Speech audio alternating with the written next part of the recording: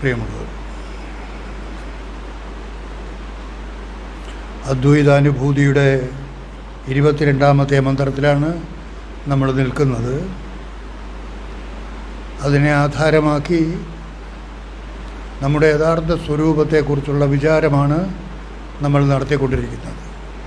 അതിലൂടെ ഓരോരുത്തരും ഈ ശരീരത്തിൽ നിന്ന് ജീവൻ വെടിയുന്നതിന് മുൻപ് വളരെ നിസ്സാരം, ഞാനിതല്ല, ഇതിനകത്തിരിക്കുന്ന അതാണ് എന്ന് ബോധിച്ച് ഈ ശരീരത്തിൽ നിന്ന് പിരിയേണ്ടി വരുന്ന സന്ദർഭത്തിൽ ആ ബോധനില ഉണ്ടായിരിക്കുമെങ്കിൽ നിങ്ങൾക്ക് പുനർജന്മമില്ല.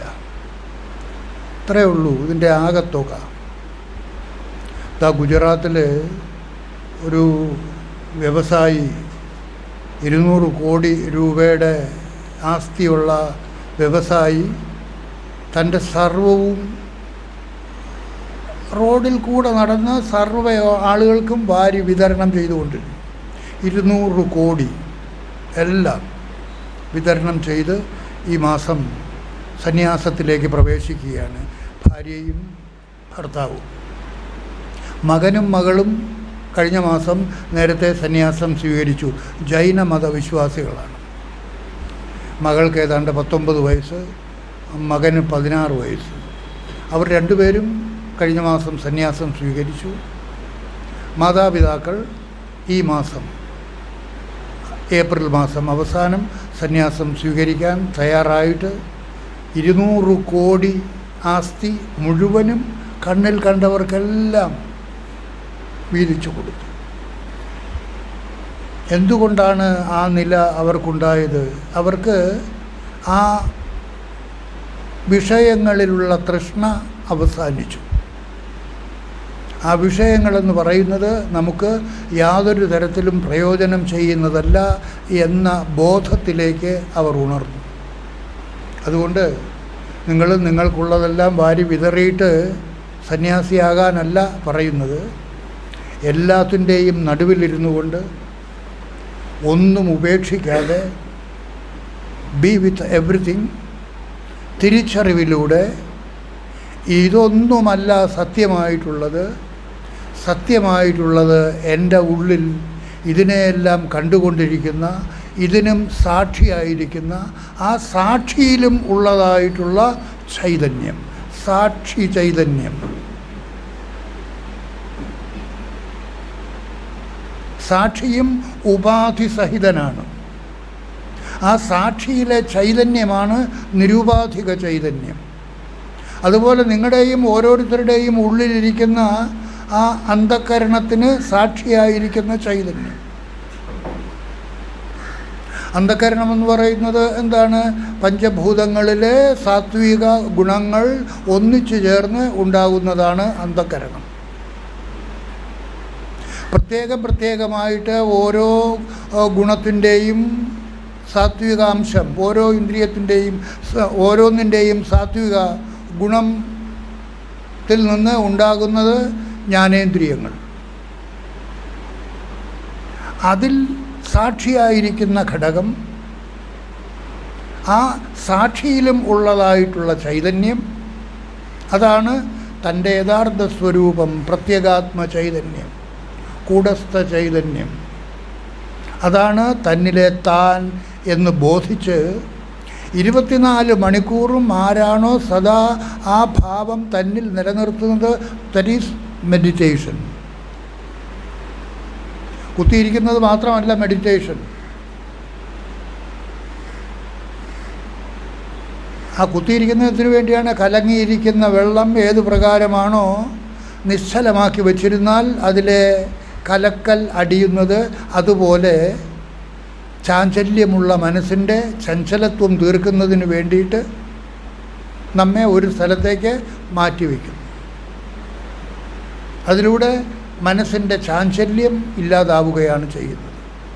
മനസ്സ് സ്വച്ഛമാവുകയാണ് ചെയ്യുന്നത്, ശുദ്ധമാവുകയാണ് ചെയ്യുന്നത്. ആ ശുദ്ധമായ മനസ്സിലാണ് ആ വസ്തു പ്രതിബിംബിക്കുന്നത്. വസ്തുവിൻ്റെ പ്രതിബിംബം നമുക്ക് കാണാൻ സാധിക്കുന്നത്.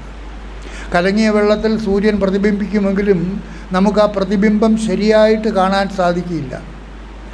ആ വെള്ളത്തിൻ്റെ ചലനം നിൽക്കുമ്പോൾ, നിശ്ചലമാകുമ്പോൾ നിശ്ചല ജലത്തിലെ പ്രതിബിംബം സ്വച്ഛമായിരിക്കും, ശരിയായിട്ട് കാണാൻ സാധിക്കും. അതുപോലെ ജപ്പാനിലെ ഒരു സെൻ ഗുരുവിൻ്റെ സമീപത്തേക്ക് അവിടുത്തെ ഒരു രാജാവ് പോകണമെന്ന് ആഗ്രഹിച്ചു. കാരണം അവിടുത്തെ ഏറ്റവും വലിയ ഒരു സെൻ ഗുരുവായിരുന്നു, എല്ലാവരും വളരെയധികം ആരാധിക്കുന്ന ഒരു ഗുരു. രാജാവിൻ്റെ അന്ത്യകാലത്തോടടുത്തപ്പോൾ എങ്ങനെയെങ്കിലും ആ ഗുരുവിനെ ഒന്ന് കാണണം എന്ന് വിചാരിച്ച് അദ്ദേഹം പോകാൻ തീരുമാനിച്ചു. പക്ഷേ അവിടെ എത്തിച്ചേരണമെങ്കിൽ കീഴ്ക്കാൻ തൂക്കായ ആ ഒരു മലം പ്രദേശത്ത്, ഇടുങ്ങിയ ഒരു പ്രദേശത്ത്, നടന്ന് ചെന്നെത്താൻ കഴിയാത്ത ഒരു സ്ഥാനത്താണ് അദ്ദേഹം കഴിയുന്നത്. എങ്കിലും ആ രാജാവ് വിചാരിച്ചു, എന്തായാലും വേണ്ടില്ല, മരണമെത്തുന്നതിന് മുൻപ് അദ്ദേഹത്തെ കണ്ട് അനുഗ്രഹം വാങ്ങണം എന്ന് വിചാരിച്ച് അദ്ദേഹം രണ്ടും കൽപ്പിച്ച് പോകാൻ തീരുമാനിച്ചു. പോയി. വളരെ ക്ലേശങ്ങൾ സഹിച്ച് അവിടെ എത്തി അദ്ദേഹത്തിൻ്റെ പാദത്തിൽ നമസ്കാരം ചെയ്തു കഴിഞ്ഞതിന് ശേഷം അദ്ദേഹം പറഞ്ഞു, ആ ഗുരുവിനോട് പറഞ്ഞു, എൻ്റെ സമയം അടുത്തിരിക്കുകയാണ് സ്വാമി, ഞാൻ സ്വർഗത്തിലേക്കാണോ നരകത്തിലേക്കാണോ പോകുന്നത് എന്ന് അറിയാൻ ആഗ്രഹിക്കുന്നു എന്ന് അദ്ദേഹം ചോദിച്ചു. അപ്പോൾ ആ ഗുരു, സെൻ ഗുരു ചിരിച്ചുകൊണ്ട് പറഞ്ഞു, അങ്ങ് ഇത്രയും വലിയ ഒരു വിഡ്ഢിയാണെന്ന് ഞാൻ കരുതിയതേയില്ല. രാജാവിൻ്റെ മുഖത്ത് നോക്കി ഒരു വിഡ്ഢി എന്ന പദം പ്രയോഗിച്ചപ്പോൾ രാജാവ് തൻ്റെ കയ്യിലിരുന്ന വാളൂരി അദ്ദേഹത്തിൻ്റെ കഴുത്തിൽ വെച്ചു.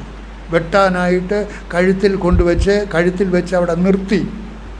അപ്പോൾ ഗുരു പറഞ്ഞു, ഇതാണ് നരകത്തിൻ്റെ വാതിൽ.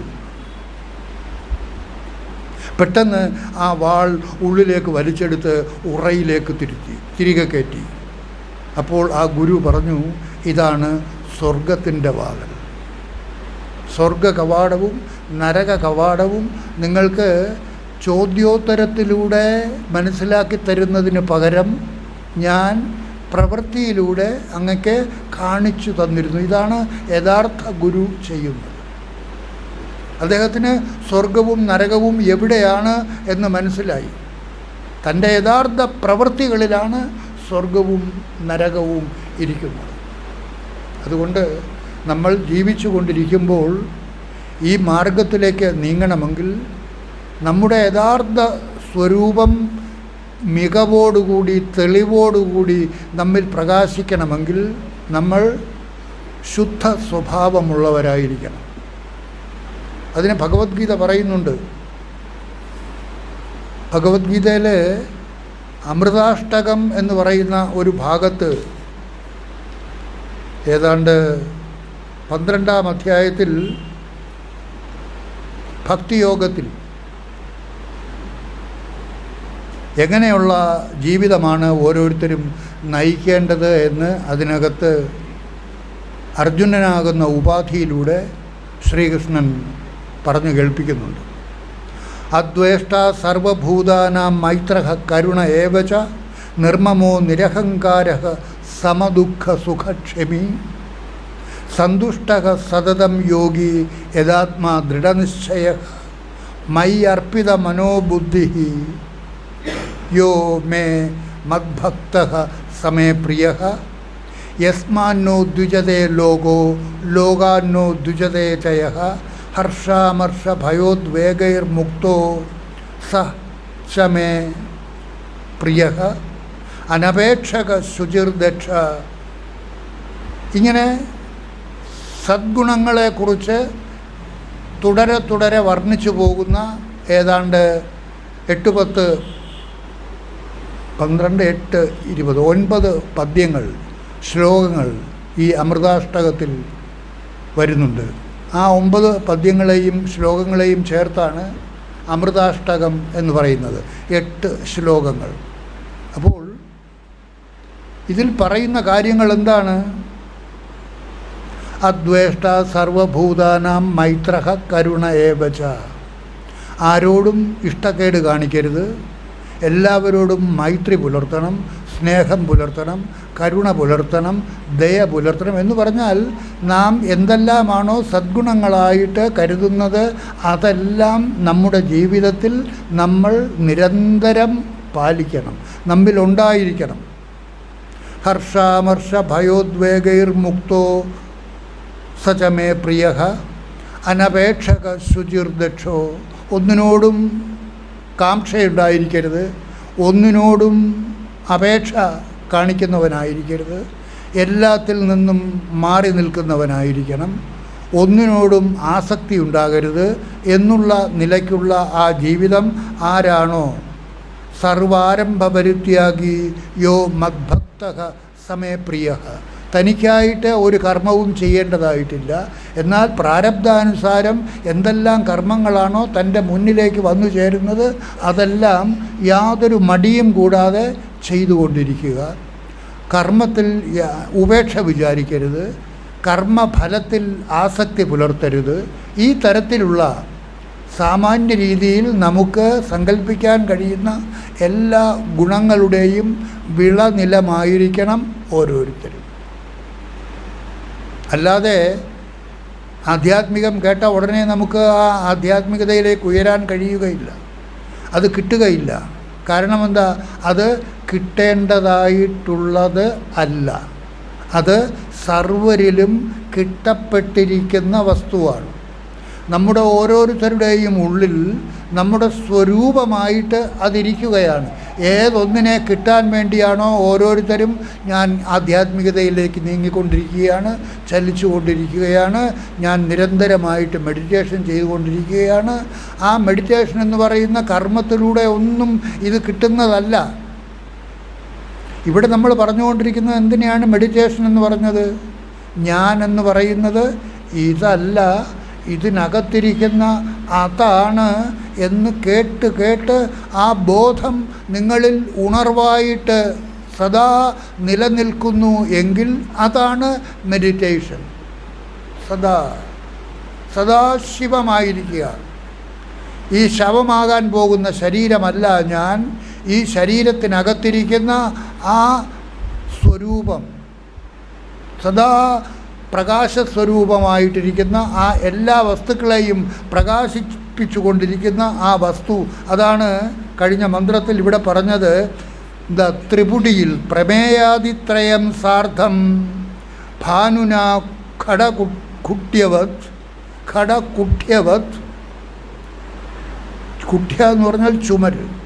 ഏതു പ്രകാരമാണോ കുടം, ചുമര്, ഇതൊക്കെ പ്രകാശിക്കുന്നത് സൂര്യൻ പ്രകാശിക്കുന്നത് കൊണ്ടാണ്. സൂര്യപ്രകാശമില്ലെങ്കിൽ മറ്റൊന്നും പ്രകാശിക്കുകയില്ല. അതുപോലെ ഏനഭാതി, ഏതൊന്നിനാലാണോ ഇവയൊക്കെ പ്രകാശിക്കുന്നത്, സ ഏവ അഹം, അതാണ് എൻ്റെ യഥാർത്ഥ സ്വരൂപം, അതാണ് ഞാൻ. ഈ ശരീരത്തിനകത്തുള്ള ജ്ഞാതാവായിട്ടും ജ്ഞാനമായിട്ടും ജ്ഞേയമായിട്ടും അതാണ് ത്രിപുടി.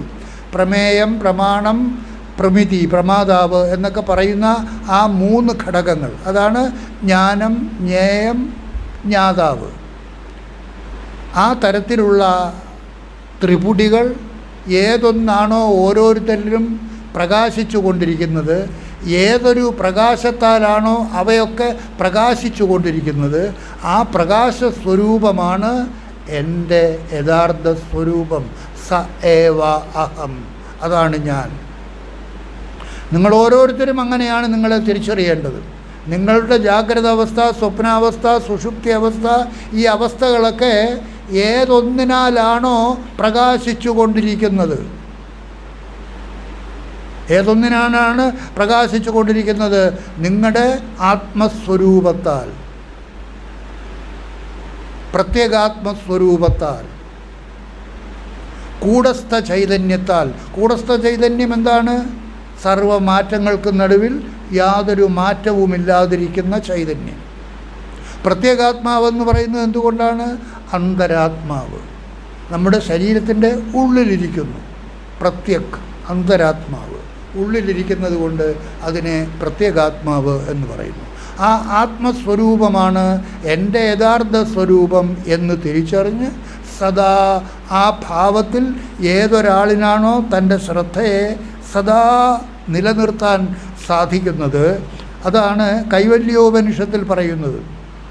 കൃഷ്ണ യജുർവേദത്തിലെ കൈവല്യോപനിഷത്തിൽ പറയുന്നു, ത്രിഷു ധാമസു യദ് ഭോക്ത ഭോഗ്യം ഭോഗശ്ച യദ് ഭവേത് തേഭ്യോ വിലക്ഷണ സാക്ഷി. കൈവല്യോപനിഷത്ത്. ത്രിഷു ധാമസു, 3 ധാമങ്ങൾ ഏതെല്ലാമാണ്? ജാഗ്രതാവസ്ഥ, സ്വപ്നാവസ്ഥ, സുഷുപ്തിയവസ്ഥ. ഈ 3 അവസ്ഥകൾക്കും സാക്ഷിയായിരിക്കുന്ന ചൈതന്യം, ആ സാക്ഷി ചൈതന്യം, സാക്ഷിയിലിരിക്കുന്ന ചൈതന്യം, അതാണ് നിങ്ങളുടെ യഥാർത്ഥ സ്വരൂപം. സാക്ഷി എന്ന് പറയുന്നത് യഥാർത്ഥ സ്വരൂപമല്ല, സാക്ഷി ജഡമാണ്. ആ സാക്ഷിയിലിരിക്കുന്ന ചൈതന്യം, അതാണ് നിരുപാധിക ചൈതന്യം. സാക്ഷി എന്ന് പറയുമ്പോൾ സോപാധിക ചൈതന്യം. ആ സാക്ഷി ചൈതന്യം എന്ന് പറയുന്നത് നിരുപാധികം. അതാണ് തൻ്റെ യഥാർത്ഥ സ്വരൂപം എന്ന് ബോധിച്ച് സദാസമയത്തും ആ ഭാവത്തിൽ നിന്നുകൊണ്ട് അതാണ് തൻ്റെ യഥാർത്ഥ സ്വരൂപം എന്ന് ബോധിച്ചുകൊണ്ട് സർവകർമ്മങ്ങളിലും വ്യാപരിക്കുക. ഒരു കർമ്മത്തിൽ നിന്നും ഒഴിവാകേണ്ട കാര്യമില്ല. എന്തായാലും എന്ത് കർമ്മമായാലും പ്രാരബ്ധാനുസാരം എന്തെല്ലാം കർമ്മങ്ങളാണോ നിങ്ങളിൽ വന്നു ചേരുന്നത്, ആ കർമ്മങ്ങളെ യാതൊരു ഭാവഭേദവും കൂടെ, ചിലപ്പോൾ സത്കർമ്മമായിരിക്കും, ചിലപ്പോൾ ദുഷ്കർമ്മമായിരിക്കും. ദുഷ്കർമ്മത്തിൽ നമ്മൾ ചെന്ന് പെടേണ്ടി വരും. പ്രകൃതി ദത്തമായിട്ട് നമ്മൾ അറിയാതെ ചെന്ന് പെടേണ്ടി വരും, പെട്ടുപോകും. അപ്പോഴും നിങ്ങളൊന്നും വിചാരിക്കേണ്ട കാര്യമില്ല, ഇതെല്ലാം എന്നിൽ പ്രാരബ്ധാനുസാരം വന്നു ഭവിച്ചതാണ് എന്ന് വിചാരിച്ചുകൊണ്ട് ഗോ എഹഡ്, മുന്നോട്ട് പോവുക. അല്ലാതെ സത്കർമ്മങ്ങൾ മാത്രമേ ഞാൻ ചെയ്യൂ, ദുഷ്കർമ്മങ്ങൾ വന്നു ചേർന്നാൽ ഞാൻ അതിൽ നിന്നൊക്കെ ഓടിക്കളയും എന്ന് പറഞ്ഞാൽ നിങ്ങൾക്ക് ഓടാനൊന്നും പറ്റുകയില്ല. എവിടെയാണോ നമ്മളെ നിർത്തിയിരിക്കുന്നത് അവിടെയൊക്കെ നമുക്ക് പ്രവർത്തിച്ചേ പറ്റൂ, പ്രതികരിച്ചേ പറ്റൂ. അത് ചിലപ്പോൾ സത്കർമ്മമായിരിക്കും, ചിലപ്പോൾ ദുഷ്കർമ്മമായിരിക്കും. ആ ദുഷ്കർമ്മം നമ്മൾ വിചാരിച്ച് ബോധപൂർവം ചെയ്യുന്നതല്ല, ഇറ്റ് ഹാപ്പൻസ്, സംഭവിച്ചു പോകുന്നു. അതിനെയും യാതൊരു തരത്തിലും ക്ലേശം കൂടാതെ അതുമായിട്ട് പൊരുത്തപ്പെട്ട് ചേർക്കുക. അതുകൊണ്ടാണ് പറയുന്നത് കർമ്മണ്യേവാധികാരസ്ഥേ എന്തോ മാ ഫലേഷു കഥാചന. ഫലത്തിൽ ഒരു തരത്തിലും ആസക്തി പുലർത്തരുത്, കർമ്മഫലേച്ഛു ആകരുത്. ഫലത്തിൽ ഇച്ഛ കൂടാതെയുള്ള കർമ്മത്തിൽ സദാ പ്രവർത്തിച്ചു കൊണ്ടിരിക്കും. കാരണം എന്താ? കർമ്മം വിധിവശാൽ പ്രാരബ്ധാനുസാരം വന്ന് ഭവിക്കുന്നതാണ്. അതുകൊണ്ട് ഏത് കർമ്മങ്ങളിൽ നിങ്ങൾ ഏർപ്പെട്ടുകൊണ്ടിരിക്കുന്നുവോ ആ കർമ്മത്തിൽ 100% അർപ്പണ മനോഭാവത്തോടു കൂടി നിങ്ങൾ ചെയ്തുകൊണ്ടിരുന്നാൽ തീർച്ചയായിട്ടും നിങ്ങൾക്ക് ശുദ്ധഭാവത്തിൽ മുന്നോട്ട് പോകാൻ സാധിക്കും. അപ്പോൾ ഈ മന്ത്രത്തിൽ പറയുന്നത് ഈ ത്രിപുടി ഭാവങ്ങളെയെല്ലാം പ്രകാശിപ്പിച്ചു കൊണ്ടിരിക്കുന്ന ആ ചൈതന്യം സ ഏവ അഹം, അതുതന്നെയാണ് ഞാൻ. അതുപോലെ നിങ്ങൾക്കും നിങ്ങളുടെ ഉള്ളിൽ ത്രിപുടി ഭാവത്തിൽ കർത്താവായിട്ടും ഭോക്താവായിട്ടും കർമ്മമായിട്ടും ഇരിക്കുന്ന, ജ്ഞാതാവായിട്ടും ജ്ഞേയമായിട്ടും ജ്ഞാനമായിട്ടും ഇരിക്കുന്ന ആ ത്രിപുടി ഭാവത്തിന് സാക്ഷിയായിരിക്കുന്ന ചൈതന്യം ഏതൊന്നാണോ ഉള്ളതായിട്ടുള്ളത് അതാണ് എൻ്റെ യഥാർത്ഥ സ്വരൂപം എന്ന് ബോധിച്ച് ആ ഭാവത്തിൽ നിങ്ങളുടെ ശ്രദ്ധയെ സദാ നിലനിർത്തിക്കൊണ്ട്, അതാണ് ഉറങ്ങുന്ന അവസരത്തിലും ആ ഉറക്കത്തിനും സാക്ഷിയായിട്ട് നിങ്ങളുടെ ഉള്ളിൽ സ്വയം പ്രകാശിച്ചു കൊണ്ടിരിക്കുന്ന ആ ബോധസ്വരൂപം, സാക്ഷിസ്വരൂപം, ജ്യോതിസ്വരൂപം, അത് മാത്രമാണ് പ്രകാശിക്കുന്നത്. ന തത്ര സൂര്യോ ഭാതി ന ചന്ദ്രതാരകം നേമ വിദ്യുതോ ഭാന്തി കുതോയം അഗ്നി തമേവ ഭാന്തം, അതുമാത്രമാണ് പ്രകാശിക്കുന്നത്. അനുഭാതി സർവം, ബാക്കിയെല്ലാം അതിനെ തുടർന്ന് പ്രകാശിക്കുന്നതാണ്. ആ വസ്തു മാത്രമാണ് നിങ്ങളുടെ ഉള്ളിൽ സ്വയം പ്രകാശിച്ചു കൊണ്ടിരിക്കുന്നത്. ആ വസ്തുവിൻ്റെ പ്രകാശത്താലാണ് നിങ്ങൾക്ക് കണ്ണിൽ കൂടി വസ്തുക്കളെ കാണാൻ സാധിക്കുന്നത്. അതിൻ്റെ പ്രകാശത്താലാണ്, അതിൻ്റെ സാന്നിധ്യത്താലാണ് നിങ്ങൾക്ക് കാതിൽ കൂടി ശബ്ദം കേൾക്കാൻ സാധിക്കുന്നത്. അതിൻ്റെ സാന്നിധ്യത്താലാണ് നിങ്ങൾക്ക് നാവിലൂടെ രുചി അറിയാൻ സാധിക്കുന്നത്, തൊലിയിലൂടെ സ്പർശമറിയാൻ സാധിക്കുന്നത്. എല്ലാം അതിൻ്റെ സാന്നിധ്യത്തിൽ, അതുള്ളപ്പോൾ മാത്രം. അതാണ് നിങ്ങളുടെ യഥാർത്ഥ സ്വരൂപം എന്ന് അതിനെ തിരിച്ചറിഞ്ഞ് അതിനെ ഓരോരുത്തരും തന്നിൽ കാണാതെ കാണണം, കാണാതെ കണ്ട് സ്വയം പ്രഖ്യാപിക്കണം, yes I am that, not this. ഈ നാമരൂപധാരിയല്ല ഞാൻ. ഈ നാമരൂപധാരിയായ കുട്ടപ്പനിൽ അല്ലെങ്കിൽ കല്യാണിയിൽ നാമരൂപധാരി അല്ലാതെ സാക്ഷിസ്വരൂപമായിട്ട് ഈ ശരീരത്തിലെ ജാഗ്രത അവസ്ഥയ്ക്കും സ്വപ്നാവസ്ഥയ്ക്കും സുഷുപ്തി അവസ്ഥയ്ക്കും സാക്ഷിയായിരിക്കുന്ന ആ ചൈതന്യ സ്വരൂപമാണ് എൻ്റെ യഥാർത്ഥ സ്വരൂപം എന്ന് മനസ്സിലാക്കി ഈ ശരീരത്തിൽ അതായിട്ട് ആരാണോ സദാ വർത്തിക്കുന്നത് അതാണ് ആധ്യാത്മികത. That is spirituality. ഇല്ലാതെ ഇതുപോലെ കാഷായ വസ്ത്രമായിട്ട് രുദ്രാക്ഷമൊക്കെ ഇട്ട് ഞെളിഞ്ഞ് നടക്കുന്നത് ഒന്നും ആധ്യാത്മികതയല്ല. പിന്നെ എന്തിനാണ് സ്വാമി ഇതൊക്കെ ഇട്ടുകൊണ്ട് ഞെളിഞ്ഞിരിക്കുന്നത്? അങ്ങനെ ആയിപ്പോയി, വന്ന വഴിയിൽ കൂടി അങ്ങനെ ആയിപ്പോയി. അത് കളയേണ്ട കാര്യമില്ല. എന്തിനാ കളയുന്നത്? ഒന്നും കളയണ്ട, ഒന്നും നിങ്ങൾക്ക് കളയാൻ കഴിയില്ല. നിങ്ങൾ ഹിന്ദു ആയിരിക്കുന്നത് നിങ്ങൾ വിചാരിച്ചിട്ടാണോ ഹിന്ദു ആയിരിക്കുന്നത്? നിങ്ങൾ ക്രിസ്ത്യാനി ആയിരിക്കുന്നത് നിങ്ങൾ വിചാരിച്ചിട്ടാണോ? നിങ്ങൾ മുസൽമാനായിരിക്കുന്നത് നിങ്ങൾ വിചാരിച്ചിട്ടാണോ? നിങ്ങൾക്ക് കളയാൻ ഒക്കുമോ? നിങ്ങൾക്ക് വേണമെങ്കിൽ കളയാം, അറിവിലൂടെ കളയാം. എങ്ങനെ അറിവിലൂടെ കളയാം? ഞാൻ ഹിന്ദുവുമല്ല, ക്രിസ്ത്യാനിയുമല്ല, മുസൽമാനുമല്ല, ഞാൻ നാമരൂപരഹിതമായ ആ ചൈതന്യം. എന്താ വിവേക ചൂടാമണിയിൽ പറയുന്നില്ലേ, ജാതി നീതി കുലഗോത്ര ദൂരകം നാമരൂപ ഗുണദോഷവർജിതം ദേശകാല വിഷയാദിവർത്തി യത് ബ്രഹ്മ തത് ത്വമസി. അതാണ് നീ. ഭാവയ ആത്മനി, മനസ്സിൽ അതിനെക്കുറിച്ച് ഭാവന ചെയ്യുക. ആ ഭാവം നിങ്ങളുടെ ഉള്ളിൽ സദാ വർത്തിക്കുന്നുവെങ്കിൽ പിന്നെ നിങ്ങൾ ഹിന്ദുവുമല്ല, ക്രിസ്ത്യാനിയുമല്ല, മുസൽമാനുമല്ല, നായരുമല്ല, ഈഴവനുമല്ല. ഇങ്ങനെ ഒരു സ്ഥലത്ത് ഞാൻ പറഞ്ഞുകൊണ്ടിരുന്നപ്പോഴാണ് ഞാൻ ഈഴവരെക്കുറിച്ച് പറഞ്ഞു എന്നും പറഞ്ഞ് എന്നെ ശാസിച്ചത്. അവർക്ക് മനസ്സിലായില്ല. നിങ്ങൾ ഏത് ജാതിയാണോ ഏത് മതമാണോ അതൊക്കെ ബാഹ്യമായിട്ടുള്ള കാര്യങ്ങളാണ്, അതൊന്നും സത്യമല്ല. സത്യമായിട്ടുള്ളത് എന്താണ്? നിങ്ങളുടെ ഓരോരുത്തരുടെയും ഉള്ളിലിരിക്കുന്ന ആ ജാതി നീതി കുല ഗോത്ര ദൂരകമായിട്ടുള്ള ആ ശുദ്ധ സ്വരൂപം. അത് ഹിന്ദുവുമല്ല, ക്രിസ്ത്യാനിയുമല്ല, നായരുമല്ല, ഈഴവനുമല്ല.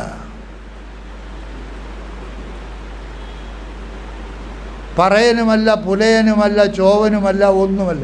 ബ്രാഹ്മണനുമല്ല, ക്ഷത്രിയനുമല്ല, വൈശ്യനുമല്ല, ശൂദ്രനുമല്ല എന്നൊക്കെ കരുതി ആ ഭാവത്തിലിരിക്കുന്ന ആളുകൾ ആരാ? വിഡ്ഢികൾ. അവർ അറിയേണ്ടതിനെ അറിയേണ്ടതുപോലെ അറിയുന്നില്ല. അറിയേണ്ടത് എന്താണ്? ഏതൊന്നുള്ളത് കൊണ്ടാണോ നീ ഇതായിട്ടിരിക്കുന്നത്, അല്ലെങ്കിൽ അതായിട്ടിരിക്കുന്നത്, ഹിന്ദുവായിട്ടിരിക്കുന്നത്, ക്രിസ്ത്യാനി ആയിട്ടിരിക്കുന്നത്, മുസൽമാനായിട്ടിരിക്കുന്നത്, അതൊക്കെ ഏതുള്ളത് കൊണ്ടാണോ അതിനെ അറിഞ്ഞ് അതിലേക്ക് നീ ഉയർന്നു കഴിഞ്ഞാൽ പിന്നെ ഏത് ആയിട്ടാണോ നീ ഇരിക്കുന്നത് അതൊന്നുമല്ല നീ. അതിൽ നിന്ന് നിങ്ങൾക്ക് നിങ്ങളെ ഉദ്ധരിപ്പിക്കാൻ സാധിക്കണം. അതാണ് ഭഗവത്ഗീത ആവശ്യപ്പെടുന്ന ആ ഉദ്ധരേതാത്മനാത്മാനം. ആ ശ്ലോകം അറിയാം സ്വാമി, ആ ശ്ലോകം അറിഞ്ഞിട്ട് കാര്യമില്ല.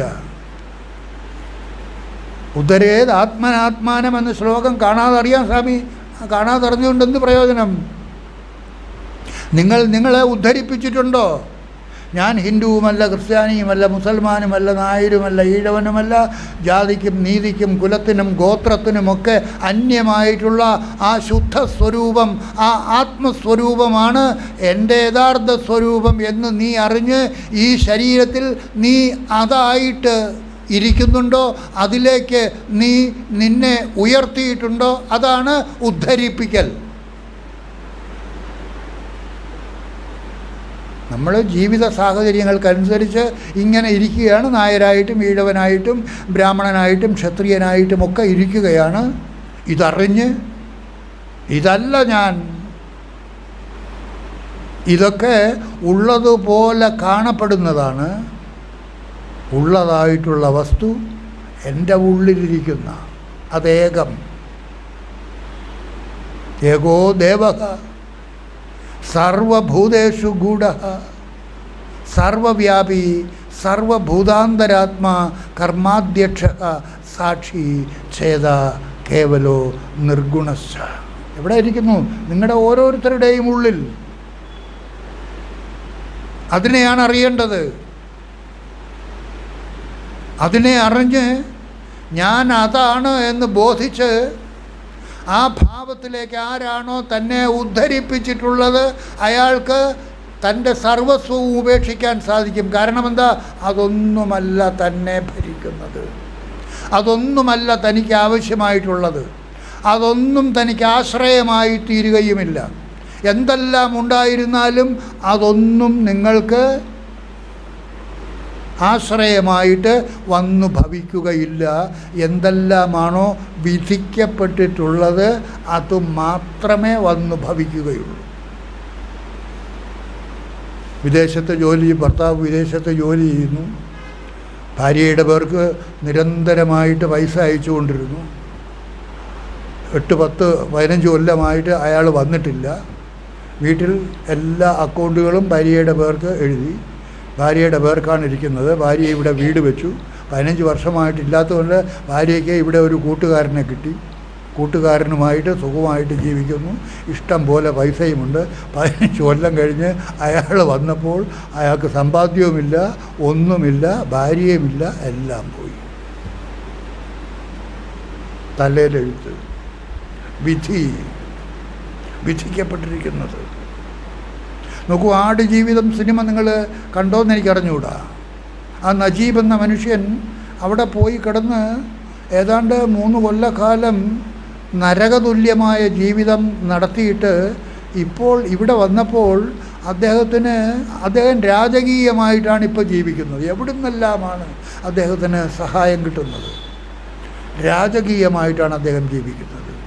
അദ്ദേഹം തിരിച്ചു വരുന്ന സമയത്ത് ചിത്രത്തിൽ അദ്ദേഹത്തിൻ്റെ ഭാര്യയെ കണ്ടപ്പോൾ ഒരു കിളവിയെപ്പോലെ തോന്നിച്ചു. ഞാൻ വിചാരിച്ചത് അത് അമ്മയായിരിക്കുമെന്ന്. നജീബിൻ്റെ അമ്മയായിരിക്കുമെന്നാണ് ഞാൻ ആദ്യം ചിത്രം കണ്ടപ്പോൾ ധരിച്ചത്.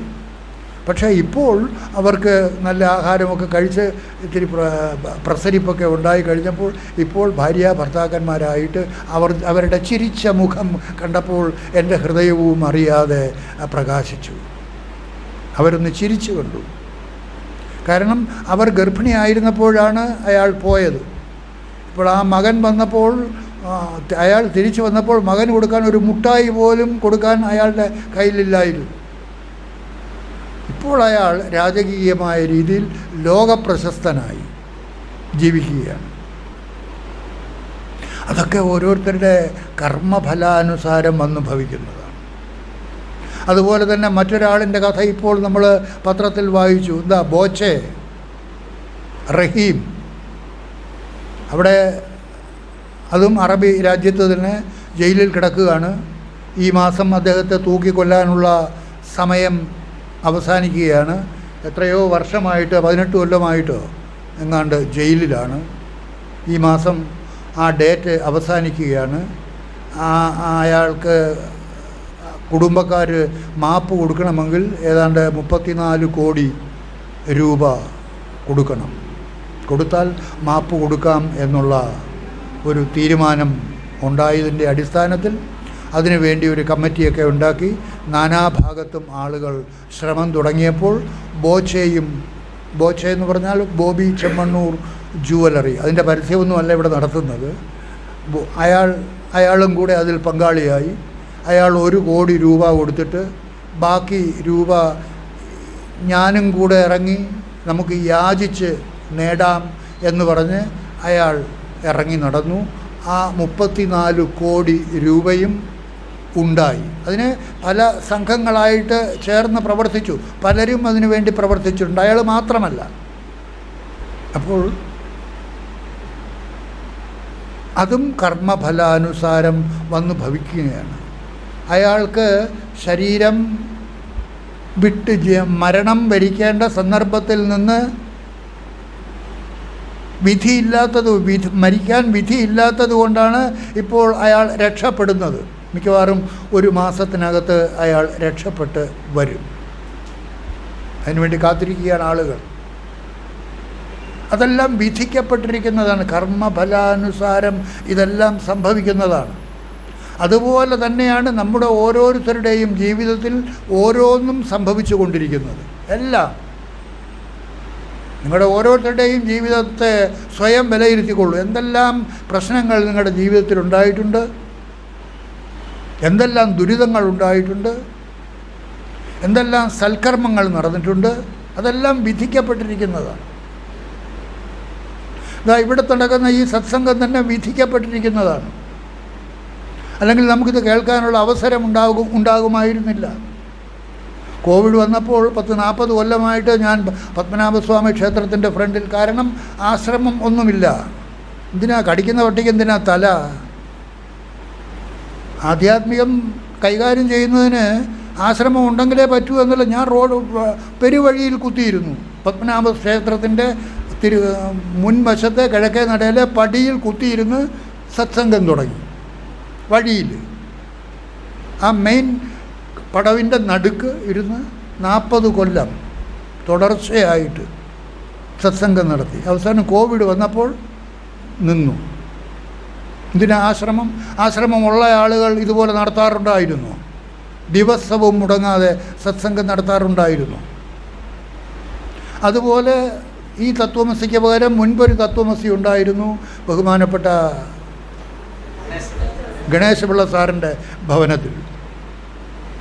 അദ്ദേഹം ഇതുപോലെ തന്നെ അദ്ദേഹത്തിൻ്റെ വീടിൻ്റെ മുകൾ ഭാഗം ആരെങ്കിലും വന്ന് ഏതെങ്കിലും സൽക്കർമ്മങ്ങൾ സത്സംഗങ്ങൾ വല്ലതും നടത്തുന്നെങ്കിൽ നടത്തട്ടെ എന്ന് പറഞ്ഞ് ആഗ്രഹത്തോടു കൂടി ഇരിക്കുന്ന അവസരത്തിലാണ് എന്നെ ഒരാൾ അവിടെ കൊണ്ടുപോയി കാണിക്കുന്നത്. അതൊരു കണ്ടപ്പോൾ എനിക്കത്ര ഇഷ്ടമൊന്നും തോന്നിയില്ല. മോഹൻകുമാറാണ് എന്നെ അവിടെ കൊണ്ടുപോയത്. പക്ഷേ ഗണേശപിള്ള സാറ് സ്വന്തം കയ്യിൽ നിന്ന് ലക്ഷക്കണക്കിന് രൂപ അവിടെ ചിലവാക്കി. അവിടം ഒരു ഹാളായിട്ട് മാറ്റി 10 വർഷം ഇതേപോലെയുള്ള സത്സംഗം തുടർച്ചയായിട്ട് 10 വർഷം അവിടെ നടത്തി. ഒരുപാട് വിധിക്കപ്പെട്ടിരിക്കുന്നു. ആശ്രമമൊന്നും വേണമെന്നില്ല. നമുക്ക് വിധിക്കപ്പെട്ടിരിക്കുന്നെങ്കിൽ അതുപോലെ നടക്കും. അപ്പോൾ ഈ കോവിഡ് വന്നപ്പോൾ 40 കൊല്ലം സത്സംഗം നടത്തി, 40 കൊല്ലം പഠിപ്പിച്ചു, 35 കൊല്ലം പഠിപ്പിച്ചു. അപ്പം കീറി മതിയായി, ഇനി വേണ്ട, മതിയായി എന്ന് പറഞ്ഞ് എല്ലാം അടച്ച് പൂട്ടി താക്കോലും തോട്ടിലെറിഞ്ഞിരിക്കുമ്പോഴാണ് ഇവിടെ വന്ന് പറഞ്ഞപ്പോൾ ഞാൻ പറഞ്ഞു, ഞാൻ ഇനി ഉദ്ഘാടനം നടത്താൻ വരാം, പക്ഷേ തുടർച്ചയായിട്ട് സംസാരിക്കാൻ ഞാൻ വരുന്നില്ല, ഞാൻ അതൊക്കെ മതിയാക്കിയെന്ന് പറഞ്ഞു. പക്ഷേ അദ്ദേഹത്തിൻ്റെ ഇവിടുത്തെ ആ ശ്രമം കണ്ടപ്പോൾ, ഇതിനുള്ള ആത്മാർത്ഥത കണ്ടപ്പോൾ വരാതിരിക്കാൻ കഴിഞ്ഞില്ല. അങ്ങനെയാണ് ഇവിടെ വന്നത്, തുടരുന്നത്. അതുകൊണ്ടാണ് ഇതിനെക്കുറിച്ച് കേൾക്കാനുള്ള ഒരവസരവും നിങ്ങൾക്ക് വന്നു ചേരുന്നത്. അപ്പോൾ നിങ്ങൾ വേണ്ടാന്ന് വിചാരിച്ചിരുന്നാലും നമ്മളെ അതിൽ പ്രവർത്തിപ്പിക്കുന്നത് ആരാണ്? പ്രകൃതി, വിധി. ഇന്നിപ്പോൾ വരുന്ന വഴിക്ക് അദ്ദേഹം പറയുകയായിരുന്നു, പെൻഷൻ പറ്റിയതിന് ശേഷം ഇങ്ങനെ ഒരു ജീവിതമുണ്ടാകുമെന്ന് ഞാൻ സ്വപ്നമേ കണ്ടിട്ടില്ല. കാരണം ഒരു സാംസ്കാരിക കേന്ദ്രം ഇപ്പോൾ ഇവിടെ നടക്കുകയാണ്. ഇതുപോലെ ഒരു സാംസ്കാരിക കേന്ദ്രം നടത്തുക എന്ന് പറയുന്നത് ക്ഷിപ്രസാധ്യമല്ല. പക്ഷേ ഇറ്റ് ഹാപ്പൻഡ്. അപ്പോൾ അദ്ദേഹത്തിനും സന്തോഷം, ഇവിടെ വരുന്ന നിങ്ങൾക്കും സന്തോഷം. കാരണം എന്താ, സന്തോഷം ഒന്നും ചിലവില്ല. പക്ഷേ നിങ്ങൾക്ക് ചിലവുണ്ട്. കാരണം ഇവിടെ വന്നെത്തണ്ടേ, ഇവിടെ വന്നെത്തണമെങ്കിൽ വണ്ടിക്കൂലി കൊടുക്കണമല്ലോ, പെട്രോൾ കൂലി കൊടുക്കണമല്ലോ. അത് വേണം, അത് ചെയ്താലേ കിട്ടൂ. അല്പം പ്രയത്നമില്ലെങ്കിൽ കിട്ടുകയില്ല. അതുകൊണ്ട് അത് നഷ്ടമല്ല. അത് നഷ്ടപ്പെട്ടാലും നിങ്ങൾക്ക് കിട്ടുന്നത് ഈ ലോകത്ത് കിട്ടാവുന്നതിൽ വെച്ച് ഏറ്റവും ശ്രേഷ്ഠമായ അറിവാണ് നിങ്ങൾ ഇവിടുന്ന് നേടിക്കൊണ്ടിരിക്കുന്നത്. നമ്മൾ ആധ്യാത്മികമെന്നും പറഞ്ഞ് എന്തെങ്കിലും പറയുകയല്ല, നിങ്ങളുടെ ഓരോരുത്തരുടെയും ഉള്ളിലിരിക്കുന്ന നിങ്ങളുടെ യഥാർത്ഥ സ്വരൂപത്തെ വെളിവാക്കി അതിലേക്ക് നിങ്ങളെ ഉദ്ധരിപ്പിക്കുക എന്നുള്ളത് മാത്രമാണ് ഇവിടെ നടക്കുന്നത്. അപ്പോൾ ആ അദ്വൈതാനുഭൂതിയെ ആധാരമാക്കിയാണ് ശങ്കരാചാര്യസ്വാമികൾ ആ അദ്വൈതാനുഭൂതി രചിച്ചിട്ടുള്ളത്. അതിൽ പറഞ്ഞിട്ടുള്ള മന്ത്രമാണ് നമ്മൾ ഇപ്പോൾ അവസാനമായിട്ട് പറഞ്ഞത്. ഏന ഭാതി സ ഏവാഹം പ്രമേയാദി വിലക്ഷണ. ഈ ത്രിപുടികൾക്ക് വിലക്ഷണമായിട്ടുള്ള ആ ചൈതന്യ സ്വരൂപമാണ് എൻ്റെ യഥാർത്ഥ സ്വരൂപം, എന്നിലെ ഞാൻ എന്ന് തിരിച്ചറിഞ്ഞതുപോലെ നിങ്ങളും ഓരോരുത്തരും നിങ്ങളുടെ ഉള്ളിൽ ആ ജ്ഞാതാവായിട്ടും ജ്ഞാനമായിട്ടും ജ്ഞേയമായിട്ടും കാണപ്പെടുന്ന ആ ത്രിപുടികൾക്ക് സാക്ഷിയായിരിക്കുന്ന ആ ചൈതന്യമാണ് നിങ്ങളുടെ യഥാർത്ഥ സ്വരൂപം എന്ന് സ്വയം തിരിച്ചറിഞ്ഞ് നിങ്ങൾ നിങ്ങളുടെ ശ്രദ്ധയെ അതിലേക്ക് ഉദ്ധരിപ്പിക്കണം. അതാണ് ഉദ്ധരേതാത്മനാത്മാനം. ഭാനുസ്ഫുരണതോ യദ്വത് സ്ഫുരതീവ ഘടാധികം. സൂര്യപ്രകാശത്താൽ ഏതുപോലെയാണോ ഘടാദികൾ എന്ന് പറഞ്ഞാൽ വസ്തുക്കൾ പ്രകാശിക്കുന്നത്, അതുപോലെ സ്ഫുരതീവ പ്രമേയാതിർ ആത്മസ്ഫുരണതസ്തത. ഈ പ്രമേയം, പ്രമാണം, പ്രമാതാവ് എന്നുള്ള ആ ത്രിപുടികൾ പ്രകാശിക്കുന്നതും ആ ആത്മസ്ഫുരണത്താലാണ്.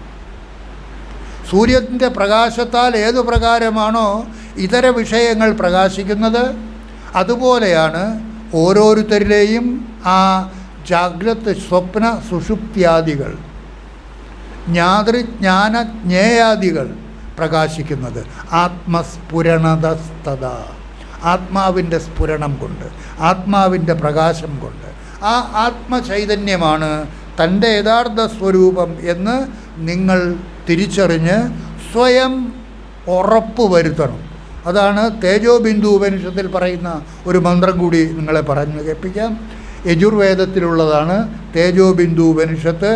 അഹം ബ്രഹ്മേജി നിശ്ചിത്യ അഹംഭാവം പരിത്യജ്യ സർവമേവ ലയം യാതി സുപ്താഹസ്തസ്തപുഷ്പവത്. സുപ്താഹസ്തസ്തപുഷ്പവത്. ഉറങ്ങിക്കൊണ്ടിരിക്കുന്ന ഒരു കുട്ടിയുടെ കയ്യിൽ ഒരു പൂവുമായിട്ട് കുട്ടി ഉറങ്ങിക്കൊണ്ടിരിക്കുന്നു. ആ ഉറങ്ങിക്കൊണ്ടിരിക്കുന്ന ആ കുട്ടിയുടെ കയ്യിലിരിക്കുന്ന പൂവ് ഏതു പ്രകാരമാണോ ആ കുട്ടി അറിയാതെ നിലത്ത് വീഴുന്നത്, അതുപോലെ ഞാൻ ആ ആത്മചൈതന്യമാണ് എന്നിലെ ജാഗ്രത അവസ്ഥയ്ക്കും സ്വപ്നാവസ്ഥയ്ക്കും സുഷുപ്തി അവസ്ഥയ്ക്കും സാക്ഷിയായിരിക്കുന്ന ആ ആത്മസ്വരൂപമാണ് എൻ്റെ യഥാർത്ഥ സ്വരൂപം എന്ന് ബോധിച്ച് ആ ബോധനിലയിലേക്ക് ആരാണോ സദാ ഉണർവോടുകൂടിയിരിക്കുന്നത് അയാളിലെ എല്ലാ ബാഹ്യ വിഷയ സ്മരണകളും ഉറക്കത്തിലിരിക്കുന്ന കുട്ടിയുടെ കയ്യിലിരിക്കുന്ന പുഷ്പം അവനറിയാതെ നിലത്ത് വീഴുന്നത് അതുപോലെ എല്ലാം അവനിൽ നിന്ന് ഇല്ലാതാകും. ആരിൽ നിന്ന്? തൻ്റെ യഥാർത്ഥ സ്വരൂപത്തിലേക്ക് ഉണരുന്നവനിൽ നിന്ന്. ഞാനെന്ന് പറയുന്നത് ഈ നശ്വരമായ ശരീരമല്ല, ഈ ശരീരാഭിമാനിയല്ല, ജാഗ്രത അഭിമാനിയായ വിശ്വനല്ല, സ്വപ്നാഭിമാനിയായ തൈജസനല്ല, സുഷുപ്തി അഭിമാനിയായ പ്രാജ്ഞനല്ല.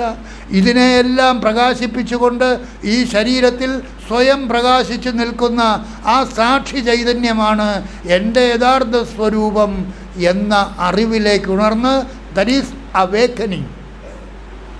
അതിനെയാണ് ഉണരൽ എന്ന് പറയുന്നത്.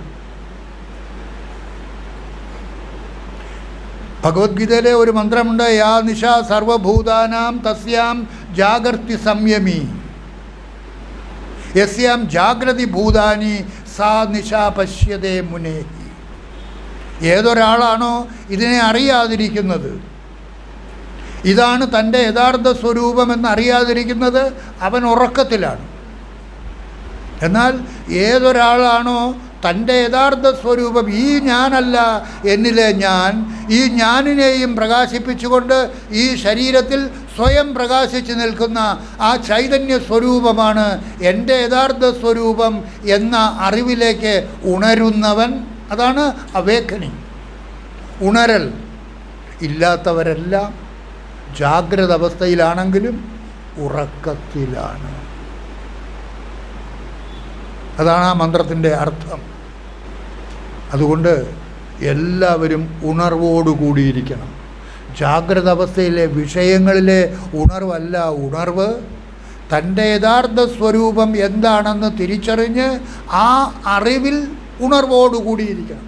സദാസമയത്തും എപ്പോഴും ആ ഉണർവോടുകൂടി ഇരുന്നു കൊണ്ട് എല്ലാ കർമ്മത്തിലും വ്യാപരിക്കാം. ഒരു പ്രശ്നവുമില്ല.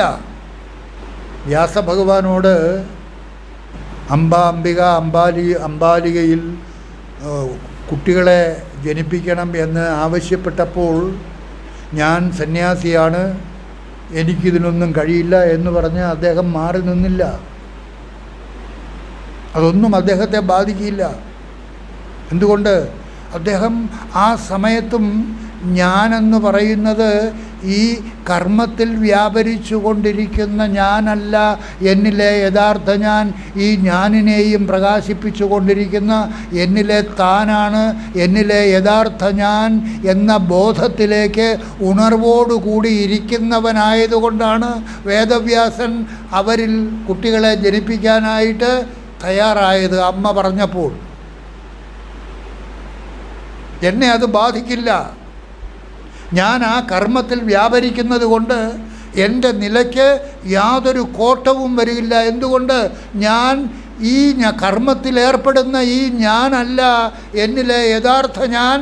എന്നിലെ യഥാർത്ഥ ഞാനെന്ന് പറയുന്നത് ഈ കർമ്മത്തിലേർപ്പെട്ടുകൊണ്ടിരിക്കുന്ന ഞാനിനും സാക്ഷിയായിരിക്കുന്ന ആ ചൈതന്യം എന്നുള്ള ബോധത്തിലേക്ക് ഉണർന്ന് ആ ഉണർവോടുകൂടി വ്യാസൻ ഇരിക്കുന്നത് കൊണ്ടാണ് ഈ കർമ്മത്തിൻ്റെ ഫലം അദ്ദേഹത്തെ വന്നു പറ്റാതിരിക്കുന്നത്. അതുപോലെ നിങ്ങളും നിങ്ങളുടെ യഥാർത്ഥ സ്വരൂപം ഇന്നതാണ് എന്ന് തിരിച്ചറിഞ്ഞ് നിങ്ങൾക്കെല്ലാവർക്കും നിസ്സാരമായിട്ട് ചെയ്യാവുന്നതാണ്. It's a very simple thing. ആധ്യാത്മികത എന്ന് പറയുന്നത് വളരെ വലിയ കാര്യമൊന്നുമല്ല. It's very simple. അത് വളരെ വലിയ കാര്യമാണെന്ന് പറഞ്ഞ് കഠിനമായ പ്രവർത്തനത്തിൽ ഏർപ്പെട്ടുകൊണ്ടിരുന്നാലൊന്നും ഇത് കിട്ടുകയില്ല. എന്തുകൊണ്ട്? ഇത് കിട്ടേണ്ട വസ്തുവല്ല, അവനൊന്നും കിട്ടുകയേയില്ല. 6 വർഷക്കാലം ബുദ്ധൻ അതികഠിനമായിട്ട് ശാരീരിക പീഡനങ്ങൾ വരെ നടത്തി കർമ്മത്തിൽ വ്യാപരിച്ചു. കിട്ടിയില്ല. പിന്നെയാണ് ഒരു സന്യാസിയുടെ ഉപദേശത്തിലൂടെ അദ്ദേഹത്തിന് മനസ്സിലാക്കാൻ സാധിച്ചു, ഇതൊക്കെ കളഞ്ഞിട്ട് നീ ചുമ്മാ ഇരിക്ക്, ഉള്ളിലോട്ട് നോക്ക്. ബുദ്ധൻ അത് ചെയ്തപ്പോൾ അദ്ദേഹത്തിന് തിരിച്ചറിയാൻ സാധിച്ചു. എന്നിട്ട് 12 വർഷം കഴിഞ്ഞിട്ട് ബുദ്ധൻ തിരിച്ച് തൻ്റെ വീട്ടിലേക്ക് ചെന്നു. ഭാര്യയുടെ മുമ്പിലെത്തി. നജീബ് മണലാരണ്യത്തിലേക്ക് പോയപ്പോൾ പ്രസവിച്ചിട്ടില്ലായിരുന്നു. ബുദ്ധൻ കൊട്ടാരത്തിൽ നിന്ന് ഇറങ്ങിപ്പോയപ്പോൾ കുട്ടിക്ക് 1 ദിവസം, ജനിച്ച അന്ന്. ആ കുട്ടിയെപ്പോലും കാണാതെയാണ് ബുദ്ധൻ കൊട്ടാരം വിട്ടിറങ്ങിപ്പോയത്. 12 വർഷത്തിന് ശേഷം കൊട്ടാരത്തിൽ വന്ന് കയറിയിരിക്കുന്നു ബുദ്ധൻ തിരിച്ച്. അപ്പോൾ ഭാര്യയുടെ മുമ്പിലെത്തിയപ്പോൾ കൂടെ ആനന്ദനുമുണ്ടായിരുന്നു. ആനന്ദൻ എന്ന് പറയുന്നത് അദ്ദേഹത്തിൻ്റെ വലിയച്ഛൻ്റെ മകൻ.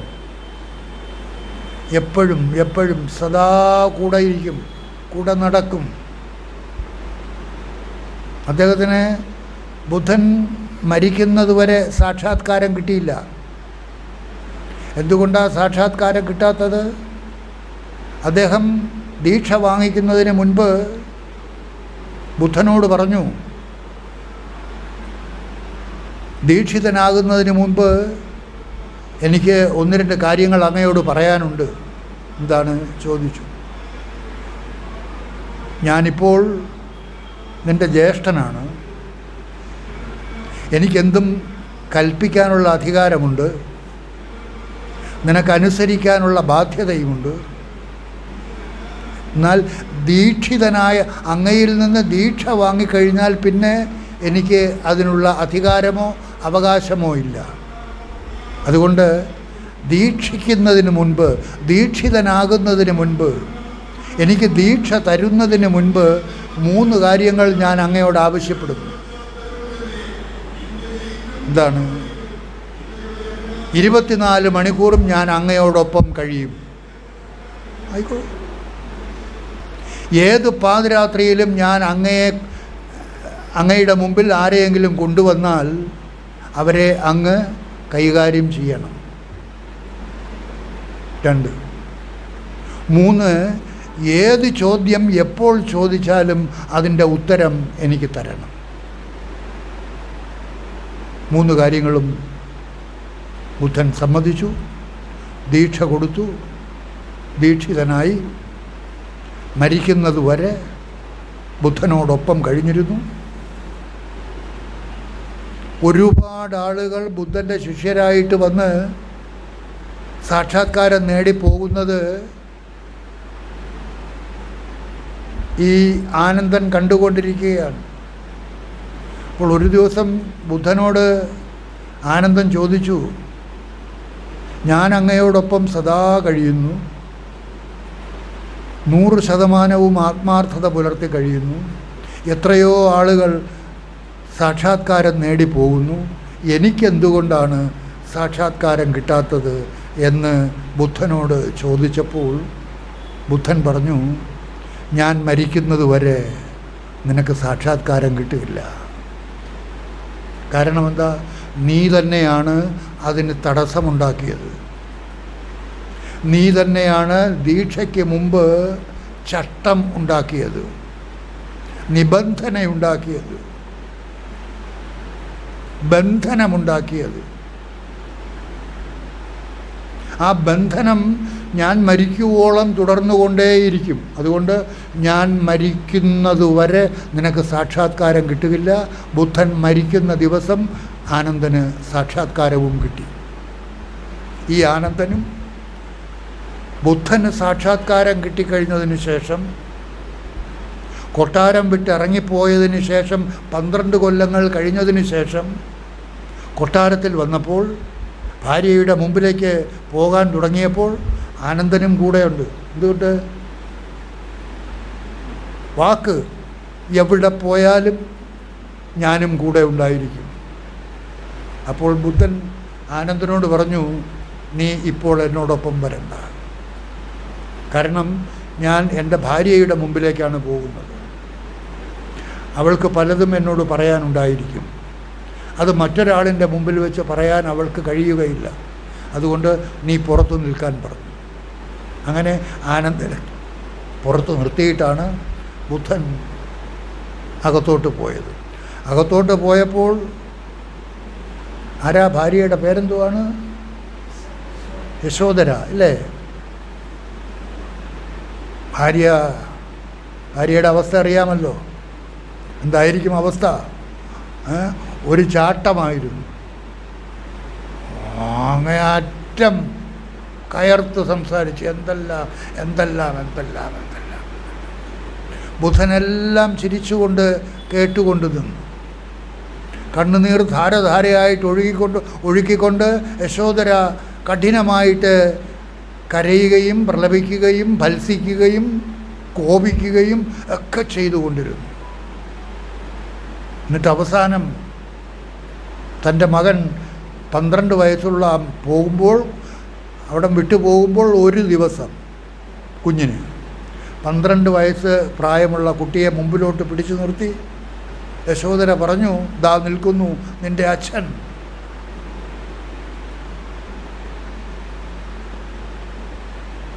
നജീബിൻ്റെ മുമ്പിലും ആ പ്രസവിച്ച കുട്ടി യുടെ മുഖത്ത് നോക്കി അമ്മ പറഞ്ഞു, ഇതാണ് നിൻ്റെ വാപ്പ. ഇത് വാപ്പയല്ല, കാരണം ഇയാളെ കണ്ടിട്ട് ഒരുമാതിരി പ്രാകൃത ഭാവത്തിലാണ് ഇരിക്കുന്നത്. ഇതെൻ്റെ വാപ്പയല്ല എന്നാണ് ആ കുട്ടി പറഞ്ഞത്, നജീബിൻ്റെ കുട്ടി പറഞ്ഞത്. ബുദ്ധനോടും അതുപോലെ തൻ്റെ 12 വയസ്സുള്ള കുഞ്ഞിനെ മുമ്പോട്ട് നീക്കി നിർത്തിയിട്ട് പറഞ്ഞു, കുട്ടി, ഇതാണ് നിൻ്റെ അച്ഛൻ.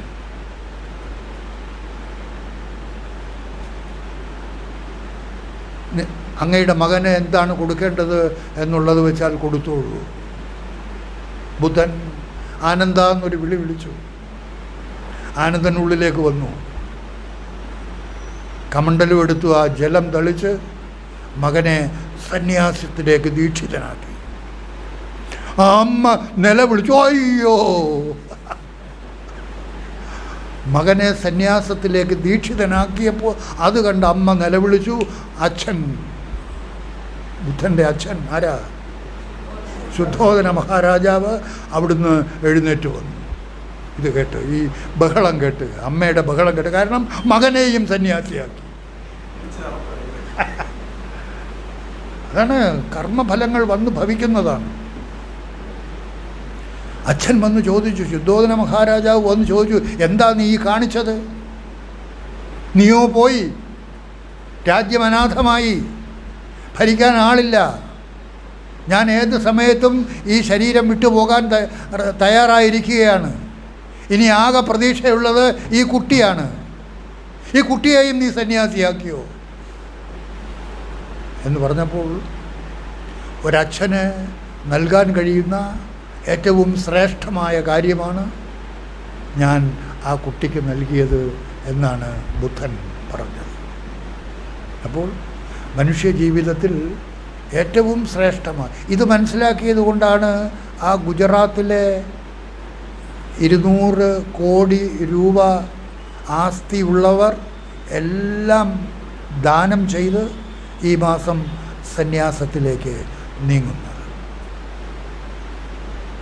അതുപോലെ നിങ്ങൾ ഓരോരുത്തരും എല്ലാം നിലനിർത്തിക്കൊണ്ട്, ഒന്നും ഉപേക്ഷിക്കാതെ, ഒന്നും വാരി വിതറാതെ, അനാസക്തിയോടുകൂടി, ഒന്നിലും ആസക്തി കൂടാതെ, സദാ തൻ്റെ ആത്മാവിൽ ആസക്തിയോടുകൂടി, ആത്മരഥനായിട്ട്, ആത്മരതിയോടുകൂടി, ഞാൻ ഈ ശരീരമല്ല, ഈ ശരീരത്തിനകത്തിരിക്കുന്ന ആ ആത്മചൈതന്യമാണെന്നുള്ള ബോധത്തോടുകൂടി നിങ്ങൾ നിങ്ങളുടെ ശ്രദ്ധയെ സദാ നിലനിർത്തിക്കൊണ്ട് സർവകർമ്മങ്ങളിലും വ്യാപരിക്കുക.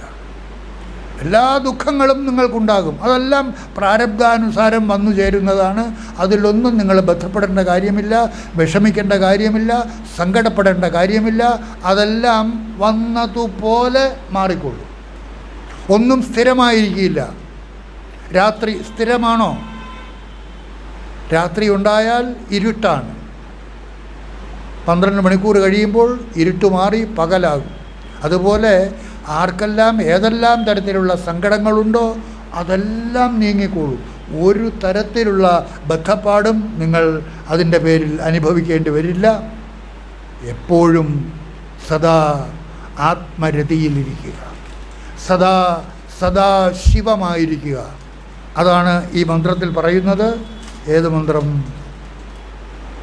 തേജോബിന്ദു ഉപനിഷത്തിലെ അഹം ബ്രഹ്മേതി നിശ്ചിത്യ. ആ ബ്രഹ്മം ഏതാണ്? എന്നിലെ സാക്ഷി ചൈതന്യം. എന്നിലെ ജാഗ്രത അവസ്ഥയ്ക്കും സ്വപ്നാവസ്ഥയ്ക്കും സുഷുപ്തി അവസ്ഥയ്ക്കും സാക്ഷിയായിരിക്കുന്ന ആ ചൈതന്യം തന്നെയാണ് എങ്ങും നിറഞ്ഞു നിൽക്കുന്ന ആ ബ്രഹ്മം. സാക്ഷിയായിരിക്കുമ്പോൾ സോപാധിക ചൈതന്യം, ബ്രഹ്മാവസ്ഥയിൽ നിരുപാധിക ചൈതന്യം. അതുകൊണ്ട് എന്നിലെ ആ പ്രത്യേകാത്മ ചൈതന്യം അത് സോപാധിക ചൈതന്യം, അത് തന്നെയാണ് നിരുപാധിക ചൈതന്യ ബ്രഹ്മം. അതാണ് ഇവിടെ പറയുന്നത് അഹം ബ്രഹ്മേതി നിശ്ചിത്യ.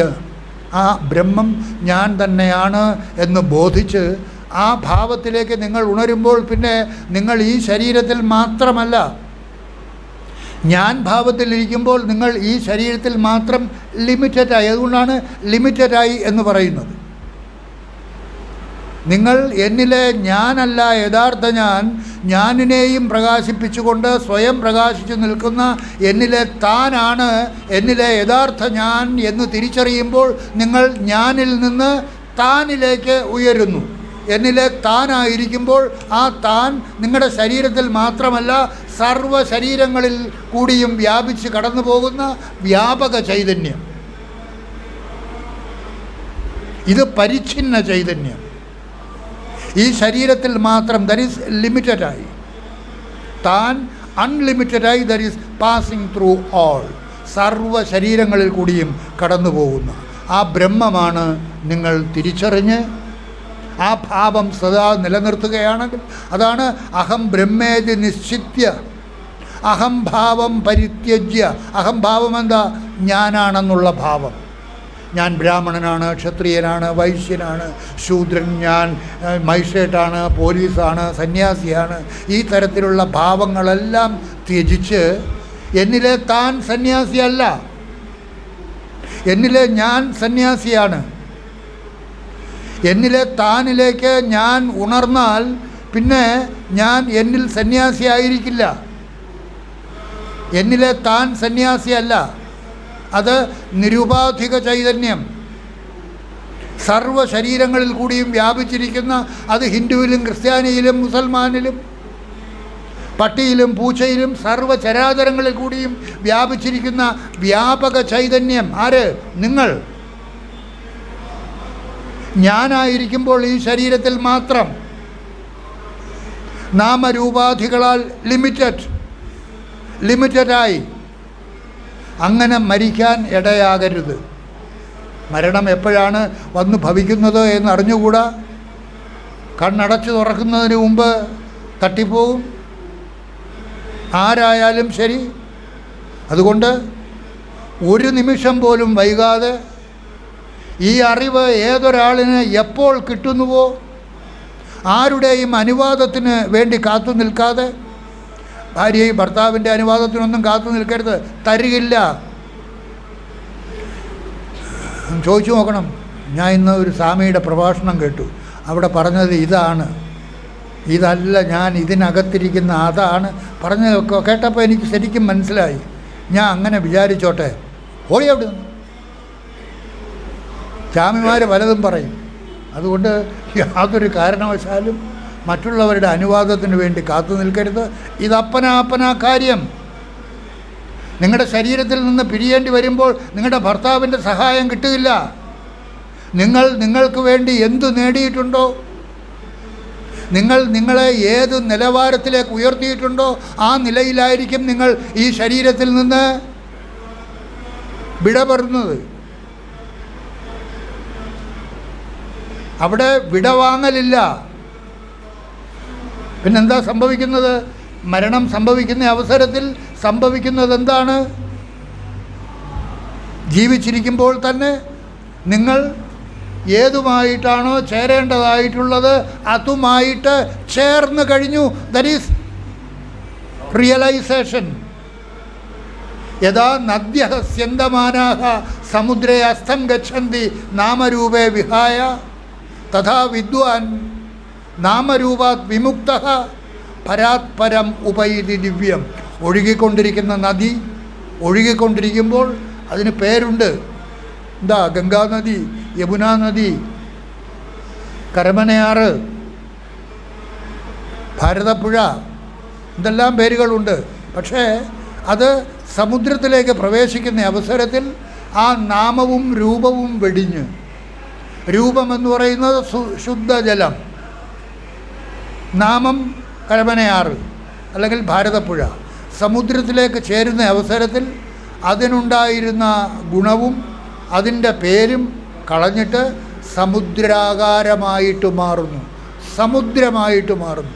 അതുപോലെ നിങ്ങളും നിങ്ങളിലെ നാമരൂപാദികൾ വെടിഞ്ഞ് നിങ്ങളുടെ ഉള്ളിലിരിക്കുന്ന ആ ആത്മചൈതന്യവുമായിട്ട് ജാഗ്രത അവസ്ഥയിൽ നിങ്ങളെ ചേർക്കണം. That is called yoga. അതാണ് യോഗ. ജീവിച്ചിരിക്കുമ്പോൾ ഏതൊരാളിന് ഈ യോഗയിലേക്ക് തന്നെ ഉയർത്താൻ, ഉദ്ധരിപ്പിക്കാൻ അവസരം കിട്ടുന്നുവോ അവർ ഭാഗ്യവാന്മാർ. ആ തരത്തിലുള്ള ഭാഗ്യവാന്മാരാണ് നിങ്ങൾ ഓരോരുത്തരും. ആ നില നിങ്ങൾക്ക് ഓരോരുത്തർക്കും വന്നു ചേരട്ടെ എന്ന് പ്രാർത്ഥിച്ചുകൊണ്ട് ഇന്നത്തെ ഈ സത്സംഗം അവസാനിപ്പിക്കുന്നു. ഇന്ന് ഇവിടെ എന്താണത്?